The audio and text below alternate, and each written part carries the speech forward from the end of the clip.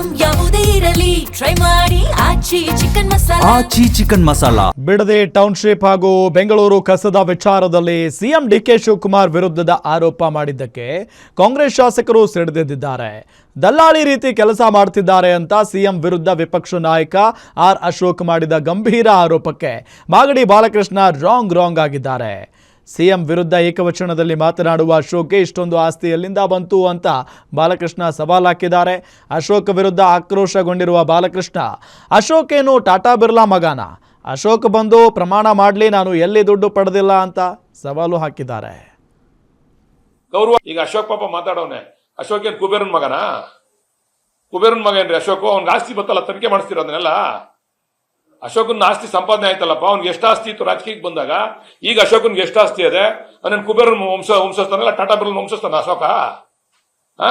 ಅಶೋಕನ್ಗೆ ಹೇಳ್ತೀನಿ, ಗೌರವವಾಗಿ ಮಾತಾಡ್ಲಿ. D K Shivakumar ಅವ್ರ ಬಗ್ಗೆ ಏಕವಚನದಲ್ಲಿ ಮಾತಾಡಿದ್ರೆ ನಿಮ್ಮ ಅಪ್ಪನಾಗ ಮಾತಾಡೋದು ಗೊತ್ತು ನಮ್ಗೆ.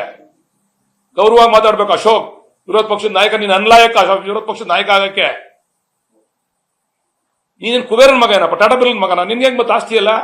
ಸ್ಕೂಲ್ ಬಂದದೆ, ಕಾಲೇಜ್ ಕಟ್ಟಿದ್ಯಾ, ಕೋಟ್ಯಾಂತರ ರೂಪಾಯಿ ಬಾಡಿಗೆ ಬತ್ತಾದೆ, ನಿನ್ಗೆ ಎಲ್ಲಿಂದ ಬತ್ತು? ಏನೋ ಹೊಲ ಹೊತ್ತಿದ್ಯಾ ನೀನು? ಮರ್ಯಾದೆಯಾಗಿ ಮಾತಾಡ್ಲಿ.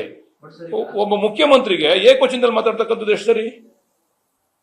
ನೋಡ್ರಿ, ಇವರೆಲ್ಲ ಕಮ್ಯುನಿಟಿ ಲೀಡರ್ಗಳು, ಅಶೋಕ್ ಆಗ್ಲಿ ಕುಮಾರಸ್ವಾಮಿ ಆಗ್ಲಿ, ಇವರು ಡಿ ಕೆ ಶಿವಕುಮಾರ್ ಅವ್ರು ಮುಖ್ಯಮಂತ್ರಿ ಆಗೋದನ್ನ ತಡ್ಕೊಳಕ್ ಆಗಿಲ್ಲ. ಈಗ ಅಶೋಕ್